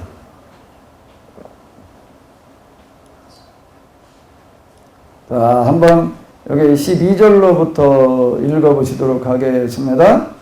내게 도움을 청한 가난한 사람들을 내가 어떻게 구해 주었는지, 의지할 데가 없는 부활을 내가 어떻게 보살펴 주었는지를 자랑하고 다녔다. 비참하게 좀 더 읽어주세요. 비참하게 죽어가는 사람들도 내가 베푼 자선을 기억하고 나를 축복해 주었다. 과부들의 마음도 즐겁게 해 주었다. 나는 늘 정의를 실천하고 의사를 공평하게 처리하였다. 나는 앞을 못 보는 이에게는 눈이 되어주고 발을 저는 이에게는 발이 되어주었다. 궁핍한 사람에게는 아버지가 되어주고 알지도 못하는 사람들의 하소연도 살펴주고서 처리해 주었다. 악을 행하는 자들은 특별을 의스럽히고 그들에게 희생당하는 사람들을 내빼어 주었다. 그래서 나는 죽을 때까지 이렇게 건강하게 살 것이다. 석털처럼 많은 나라를 불사조처럼 모래 살 것이다. 자, 잠깐 이제 그거까지요. 자, 여기 이렇게 보게 되면 요건 내가 이렇게 살았다는 거예요. 순전하고 온전하여 하나님을 경외하고 악에서 떠난 자, 욥과 같이 그렇게 떠난 자가 없다는 얘기는 구체적으로 이걸 말하는 겁니다. 악을 행하는 자들은 어떻게 했다는 거예요? 특별을 어스러뜨리고 그들에게 희생당하는 사람들을 빼내주었다. 나는 늘 정의를 실행하고 매사를 공평하게 처리하였다. 나는 죽을 때까지 이렇게 건장하게 이렇게 난 살겠다. 소털같이 많은 나라를 나는 이렇게 살겠다라고 그러고 있었다라는 얘기가 되는 겁니다. 근데 이건 막연한 이야기가 절대 안 해. 이제 여기로 넘어가게 되면 29장에 넘어오게 되면 이제 그가 과거를 회상하면서 했던 또 이제 그런 얘기들 가운데 이제 한 일부분이 이제 되는 건데요. 나는 마치 군대를 거느리는 왕처럼 슬퍼하는 사람들을 위로해주는 사람처럼 사람들을 보고 그들의 갈 길을 정해주었다. 이렇게 이야기를 하고 있습니다. 31장으로 넘어가서 보게 되면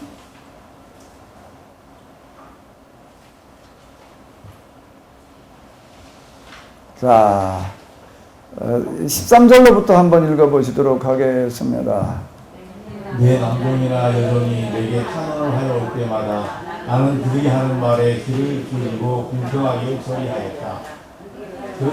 자, 조금 더 읽으세요. 그렇게 하지 않았더라면 내가 무슨 낯으로 하나님을 뵈며 하나님이 나를 심판하러 오실 때 내가 무슨 말로 변명하겠는가. 나를 창조하신 바로 하나님이 내 종들도 창조하셨다. 가난한 사람이 도와달라고 할 때 나는 거절한 일이 없다. 앞길이 막막한 과부를 못 본 채 한 일도 없다. 나를 배부르게 먹으면서 부활을 굶긴 일도 없다. 일찍부터 나는 부활을 내 아이처럼 길렀으며 소리나서는 불곧 과부들을 돌보았다. 너무나도 가난하여 옷도 걸치지 못하고 죽어가는 사람이나 덮고 살 것이 없는 가난한 사람을 볼 때마다 내가 기른 양털을 깎아서 그것으로 옷을 만들어 그들에게 입혔다. 시린 허리를 따뜻하게 해주었더니 그들이 나를 진심으로 축복하곤 하였다. 예, 이런 얘기예요. 이런 얘기.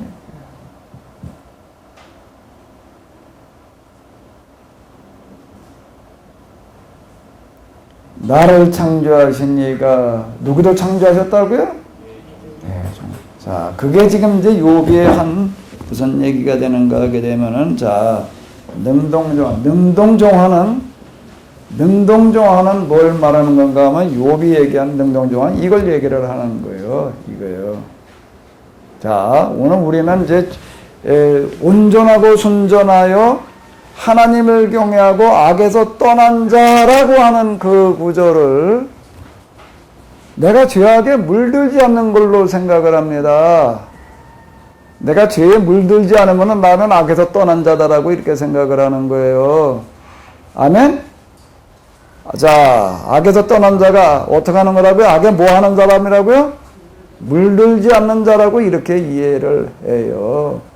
그거는 우리 지금 뭐 대부분 다 이제 그렇게 죄악에 물들지 않는다라는 것도 이렇게 이해를 하는데, 그 이해는 어디서 온 이해라고요? 헬라 문화에서 오는 이해예요. 헬라인들은 그렇게 생각을 하는 겁니다. 영과 육이라고 하는 것을 정신적인 삶과 육체적인 삶이라고 하는 걸 구분해 놓고, 육체적인 세속적인 죄악의 삶에 내가 물들지 않는 거를 죄에서 떠난 거다. 그래 떠나려고 그러는 거예요. 그게 은둔, 금욕, 구행, 격리, 수동으로 들어가는 겁니다. 왜? 죄 짓지 않으려고. 그리고 거기 가가지고 어떤다고 수도한다는 거예요. 거기 가서 뭘 한다는 거예요? 하나님만 섬기겠다는 게 늘 기도하면서 찬양하면서 그리고 깨끗하게 살겠대요. 이건 헬라 사람들은 죄에서 떠난다는 것을 이렇게 생각을 하는 겁니다. 헬라 사람들은 그렇게 생각을 하는 거예요. 이걸 세상과 하나님 나라를 이렇게 나눠놓고 생각을 하는 거예요. 그래서 죄에서 떠난다는 것은 여기 내가 물들지 않는 것을 죄에서 떠난다 이렇게 생각을 하는 겁니다. 헬라인들은 그렇게 생각을 하는 거예요.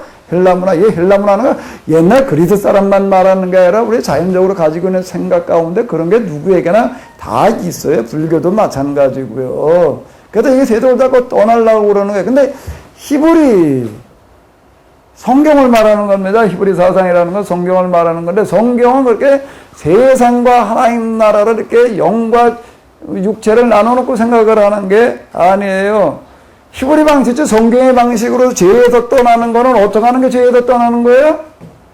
어떻게 하는 게 이렇게 죄에 물들지 않는 거예요? 어떻게 하는 거예요? 내가 죄를 짓지 않으면 죄에서 떠나는 게 아니에요. 그건 공범이에요. 그건 죄인이에요. 그거는요. 히브리 방식하고 헬라 방식하고는 개념이 이게 전혀 달라요. 뭐가 죄에서 떠나는가 하게 되면 죄악이 벌어지고는 현장에 가가지고서 죄악에 발붙이지 못하게 하는 게 죄에서 떠나는 거예요. 그게 성경의 방식이에요. 아멘? 아멘?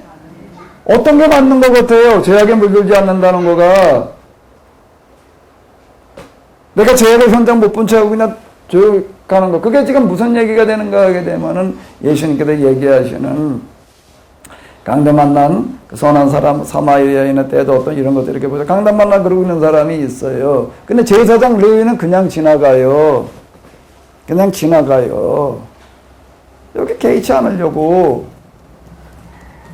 그리고 이게 그건 이제 또 뭔 얘기가 되는가 하게 되면 왜 그냥 지나가는가 하면 저거 뭔가 죄를 지어가지고 하나님 앞에 지금 벌 받고 있는 중인데 그 얘기가 거기에 들어가 있는 거예요. 그래서 하나님께서 지금 징계를 해가지고도 지금 저러고 있는 건데, 우리 옛날에 저 학교 다닐 때 우리 때는 그냥 뭐 후딱한 뭐 종아리 뭐 손바닥 뭐 빠따 아주 초등학교 때부터 뭐 달고 살았지 뭐 요즘 그렇게 한 번 했다면 뭐 난리 나는 세상인데. 숙제 안 해오는 애가 있어가지고 선생님이 저 손바닥을 때려요.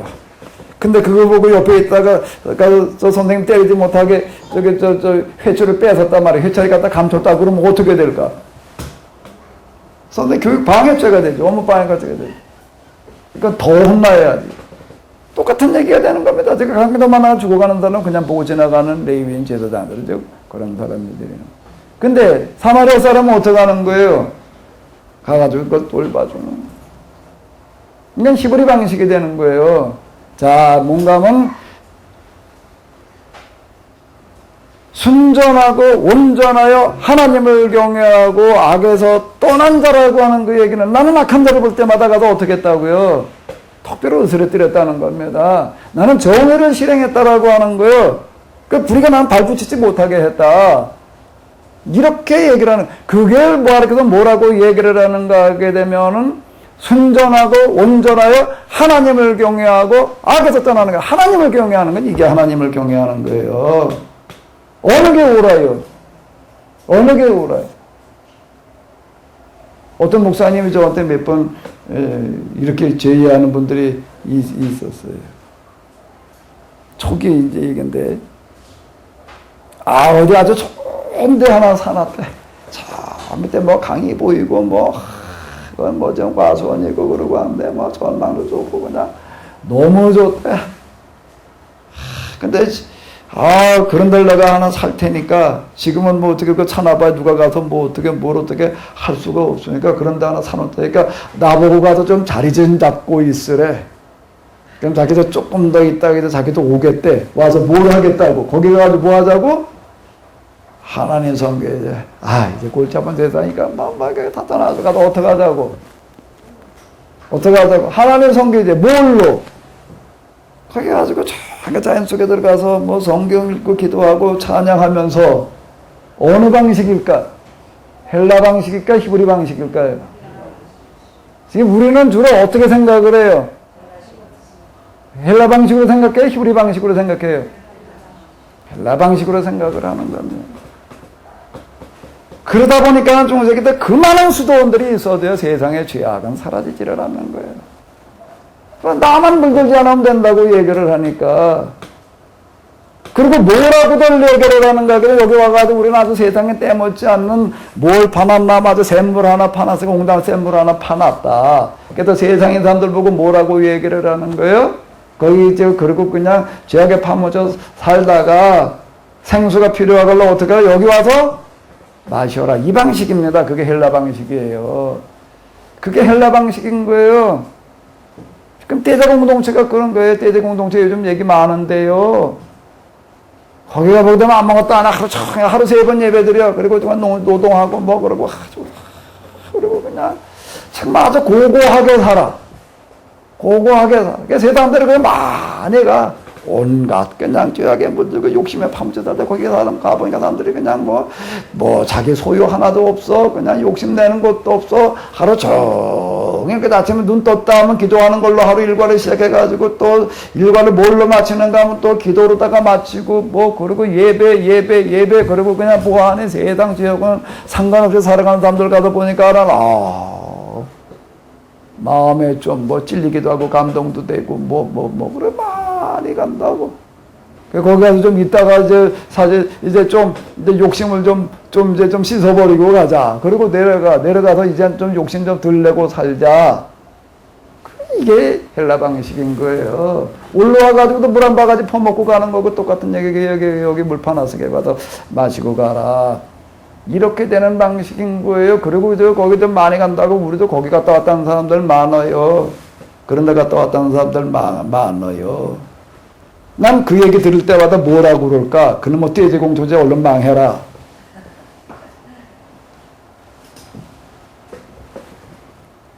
전혀 이게 길을 잘못 잡은 거예요, 지금요, 이게. 그걸 갖다 와가지고 거기 또 그 떼제공조 노래 갖다 부르면 되니까. 그 사람들 찬양에도 은혜 받았대. 그래가지고 그거 갖다가 불러요. 그거 갖다 부르고 또, 그 다음에 갖다 촛불 갖다 켜놓고, 준기도 없으니까. 그러고 이렇게 갖다 또 그래가지고, 무슨 성찬식을 한대나 어쩐대나. 그 다음부터 그거 하는 걸 보고, 거기 가가지고, 거기다 한번 쓰는 그 똑똑이 사다 갖다 그거 가지고, 무슨 성찬식 하는 사람들이 있고 말이야. 정말. 그럴 때 예수님께서 뭐라고 얘기를 하신가 하면, 이 눈먼 소경들아. 이렇게 나가는 겁니다. 이게 보기에는 아주 그렇게 보이고 아주 어려워 보여요. 가짜가 더 진짜 같은 거예요. 눈 똑바로 떠야 돼요. 하나님을 경외하는 게 뭐가 하나님을 경외하는 거예요? 순전하고 온전하게 악에서 떠나는 게 뭐가 악에서 떠나는 거예요? 내가 악에 물들지 않았다고 해도 난 악에 떠난 자가 아니에요. 난 죄 지은 거 회개한다는 게 뭐가 회개한다. 난 뭔 죄 짓고 뭔 죄 짓고 뭔 죄 짓고 뭔 죄 짓고 죄 지은 건 뭐 열거할 것들 많지. 이것도 좋고 저것도 좋고 뭐. 근데 우리가 진짜 회개해야 될 건 뭘까요? 우리가 진짜 회개해야 될 건 뭘까요? 뭐예요? 우리가 살아가고 있는 우리의 삶의 현장에 아주 죄악에 떠나지 않고 있는 우리가 판치고 있는 이런 것들이 우리가 진짜 회개해야 될 대상이에요. 아멘? 자, 다시 한번 해봐봐. 1장 8절, 2장 3절에서 똑같이 반복되고 있는 구절이 뭐라고요? 이건 개혁성경으로다가 외워보자고요. 순전하고 온전하여 뭘 경외하고? 하나님을 경외하고 뭐요? 악으로 떠난 자가 없다는 겁니다. 뭐가 지혜고 뭐가 명철이라고요? 28장 28절 해봐요. 시작. 또 다 잊어버리셨네. 빨리 보고 읽어봐요. 어디요? 28장 28절.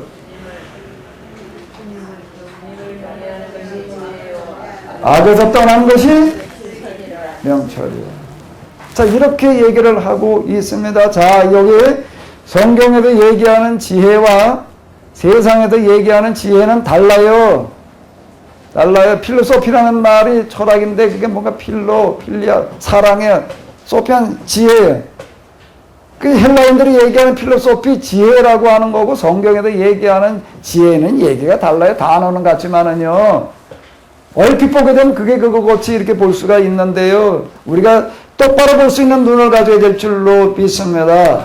아멘. 그러니까 자, 능동적인 정화는 뭘 능동적인 정화라고 그러는가 하게 되면은 헬라적인 방식에 의하게 되면 기도로다가 뭐 어떻게 뭐 하는 것만 가지고서 능동적인 정화라고 이렇게 얘기를 할 수가 있어요. 그런데 욥기에서 얘기하고 있는 욥기야말로 영성의 교제예요. 여기서는 뭔가 내가 악에 물들지 않는 걸로 끝나는 얘기가 아니에요. 정화, 죄를 씻어내는 거예요. 씻어내는 게 내 안에서 내 심령 속에서만 씻어내는 걸로 끝나면 안 돼요. 어디서 씻어내야 되는 거예요? 내가 있는 곳에도 죄악이 발붙이지 못하게 하는 게 정화예요. 아멘? 정화위원이라고 있잖아요. 정화위원. 정화위원이 뭐예요? 화단지 풀어 다니는 사람이 정화위원인가? 정화도 치는 사람이야? 뭐가 정화위원이에요? 똥 푸는 사람? 사람이 배설에는 똥보다 더 지독한 냄새나는 더 더러운 그런 우물들이 있습니다. 세상 불이에요. 아멘? 힘 가지고 걷어먹고 약한 자들 등쳐먹는 어떤 그런 거예요.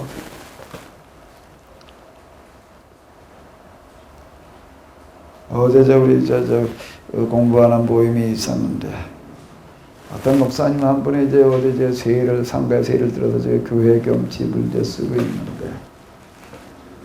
고민에 빠졌어요. 고민에 빠진 게 뭔가 하게 되면 주인이 세를 20만 원을 올려달라고 그러는데 그 20만 원 올려줄래니 이거 뭐 빠듯한 형편이 20만 원 올려주기가 힘들어가지고 지금 어차피 지금 또 돈에 맞춰가지고 이사를 가야 될 판이야. 이걸 어떻게 가야 되나. 고민이야 이제. 고민인데 이제 사람들하고 얘기하면 간단하게 해결하는 방법을 얘기를 해준대. 그게 뭔가 지금 그분이 여기 와서 상가 하나 얻어가지고 이러고 그러면 무슨 뭐 빌라인가 뭔가 세를 놓고 왔대요. 그래서 거기서 받은 세로다가 이 세를 내는 거야. 근데 이쪽 지금 자기 상가 들어와 있는데 20만 원 올려달라고 그래요. 근데 낼 방법이 없어요. 어떻게 하면 간단하게 해결되나? 그 20만 원 더 올려받으면 간단하게 해결되지. 그죠? 아멘? 그럼 간단하지 뭐. 어쨌든 다 올라가는 추세니까. 거기 좀 세 놓은 게 뭔가 뭐 현재 시가보다 좀 옛날에 벌써 계약해 놓은 게 돼가지고서 별로 비싸진 않다는 거 올려받아도 아무런 그게 없는 거예요. 그러니까 20만 원 더 올려란 말이야. 그래가지고 그거 갖다 내면 되지. 아멘? 뭐 아멘을 안 해. 간단하게 해결할 방법이 있는데, 근데 이 목사님 이제 지금 다 딸하고 그러고 이제 있는데, 딸하고 둘이 앉아가지고서 아주 뭐라고 작정을 했나 하게 되면, 우린 절대 이 사람들한테 세 더 올려달라고 그러지 말자. 우리가 어렵다고 해가지고. 이 사람이 몇 년인지는 몰라도 일단 나갈 때까지 세 올려달라고 그러지 말자. 이것도 아멘 안 하시네. 그리고 거기를 올려달라고 하지 않고 이걸 어떻게 해결하려나 지금 이걸 어떻게 해야 되나 이제 어떻게 해야 되나 어떻게 해야 되나 그런 얘기 들을 때 참 내가 딱해. 기가 참 그런 얘기 들을 때 이렇게 기도해. 뭐라고 기도할까요? 뭐라고 기도해야 될까요? 여러분들 뭐라고 기도하겠어요? 이춘원 목사님 뭐라고 기도해야 돼요?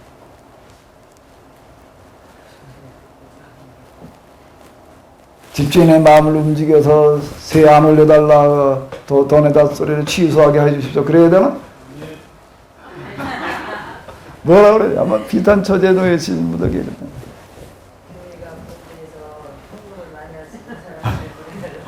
간단하네. 교회가 부흥돼서 그런 것만 문제되지 않게 해주시옵소서. 또 주인의 마음 움직여서 세 안 올려달라고 그렇게 해주셔서 교회가 부흥되게 또 뭐가 있을까?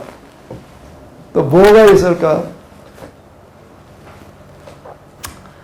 우리의 모든 형편과 사정을 아시는 하나님이시여 이 모든 것을 보시고 하나님께서 하나님의 방식으로 인도하여 주시옵소서. 하나님께서 하나님의 방식으로 인도하여 주시옵소서. 우리가 생각하지 못하는 하나님의 방식이 있습니다. 우리 형편과 사정, 마음의 중심을 보시고 우리 하나님께서 더 좋은 길, 그분은 꼭 더 좋은 길로 인도해 주시는데 더 좋은 길, 하나님의 방식으로 인도하여 주시옵소서. 자, 그러고 있는데 능동적인 정화라고 하는 것은 헬라적인 방식으로다가 우리가 생각할 수도 있어요. 수도사들이 했던 방식들이에요. 내가 죄악에 물들지 않는 거예요. 그리고 내 안에 들어있는 죄의 속성들을 씻어내는 작업들로 들어가는 겁니다. 이건 기본적으로 하는 거예요. 내가 헬라적인 방식이 커요? 히브리적인 방식이 커요? 내가 죄악에 물들지 않는 거, 죄악을 가서 해결하는 거, 죄악을 해결하러 가는 사람이 내가 죄악에 물들지 않는 거는 어떻게 할까요? 기본적으로 실천을 할까 안 할까요? 그것도 얘기할 거리도 안 되는 거예요. 죄악을 해결하려고 가는 사람, 내가 죄를 범하면서 죄악을 해결하러 가려고 그러겠어요? 그건 얘기거리도 안 되는 거. 그건 기본이야. 그걸 뭘 이래야 된다, 저래야 된다 얘기할 거리도 안 되는 거예요. 이거는요. 내가 죄악에 물들지 않는 거, 죄에 지배받지 않는 거는 더 얘기할 것도 없고, 그러니까 헬라적인 방식이라고 하는 건 히브리적인 방식 속에 다 들어있는 거예요. 그 전에 제가 역사 히브라이즘의 길을 묻다라고 하는 것 속에도 우리가 봤잖아요. 헬라 문화가 추구하는 최고의 가치라고 하는 것은 헤브라이즘 성경 속에 다 들어와 있는 거예요. 헤브라이즘에 가는 곳에는 헬라 문화는 설 자리가 없는 거예요. 아멘? 그러니까 역사는 헬레니즘을 물어가지고서 여태까지 이루고 온 거예요. 그러다 보니까 세상이 모양이 됐다고요. 이제 아주 지구가 공멸할 위기에 처했어요, 이제. 인류가 이제 지구가 망할 위기에 처했다라고 헬레니즘의 길을 묻고 오다 보니까 이 모양이 된 겁니다. 그러니까 인간주의, 헤브라이즘, 하나님에게 물어야 돼. 이 지혜는 인간에게 있는 게 아니라는 거예요. 지금 여기 계속 이렇게 28장에서 얘기하고 있습니다. 인간에게는 지혜가 없어요. 어디에 있는 거죠? 하나님에게만 있는 거예요. 그러니까 정화, 능동적인 정화라고 하는 건 이거를 얘기를 하는 겁니다. 이거를 얘기를 하는 거예요. 그러니까 수동적인 정화는 그러면 뭐라고요? 수동적인 정화는 그 다음에 뭐예요? 그래가지고 이게 어느 정도 이제 이렇게 여기 지금 얘기하는 이렇게 가다가 보니까 그 다음에 어디로 가는 거예요? 밑바닥으로 가는 거예요. 이 밑바닥으로 가는 건 뭘 말하는 걸까, 여기는요? 그게 그냥 아주 얼음에 떼거지를 몰려와요, 이제. 이건 뭘 말하는 거죠? 뭘 말하는 거예요? 예수님은 누구이신가 하면 인간이 되신 하나님, 그걸 가리켜 우리는 뭐라고 그래요? 얘기를 인카네이션, 성육신이라고 얘기를 합니다. 헬레니즘에는 육체라는 건 악하다는 거예요. 그런데 하나님께 인간의 몸을 입고 세상 속에 한복판으로 오시는 게 말구유로 오시는 거예요. 그분은요. 목수의 아들로 오시는 거예요. 인카네이션은 뭔가 하면 인간 참여, 인간의 참여. 그러면 수동적인 정화라고 하는 것은 뭔가 하면 인간이 당하는 고통의 모든 것들이 복합되어져 있는 거에 내가 직접 가서 경험하는 겁니다. 경험하는 거예요. 그게 수동적인 정화예요. 수동적인 정화예요. 수동적인 정화의 과정은 이거 생각보다 좀 길어요. 여긴 이걸 뭐 하는데 필요할까? 뭐 하는데 필요할까? 여기도 지혜를 얻는 겁니다. 여기가 지혜를 얻는 자리예요. 의인의 고난, 의인이 왜 고난을 받아야 되느냐? 의인이 왜 고난을 받아야 되느냐? 이건 모든 문화권이 다 묻고 있는 문제인데, 지금 욥기를 해석하면서 나오는 건 이거에 대해서 어떻게 찾는가 하게 되면은 합리적인 이성으로다가 이 대답을 여기도 찾아내려고 그러는 거예요. 그렇게 대답이 안 나와요. 대답이 안 나와. 자, 이거를 뭘로 찾아야 되는가 하게 되면 여기는 인카네이션의 자리입니다. 여기서 지혜가 뭐가 지혜라고요? 뭐가 지혜라고요? 뭐가 지혜일까, 여기가? 여기 지혜는 뭐가 지혜일까? 뭐 어떻게 하는 게 지혜일까, 여기? 여기가 지혜의 자리. 무슨 지혜? 무슨 지혜? 헬레니즘의 지혜의 개념과 헤브라즘의 지혜의 개념이 이게 달라요. 무슨 지혜? 얼굴을 보아하니 에너지가 딸리시는 것 같아요. 가서 밥을 먹고 와가지고 생각해 보겠습니다. 식사하신 거 생각해요? 내가 또 물어볼 거예요.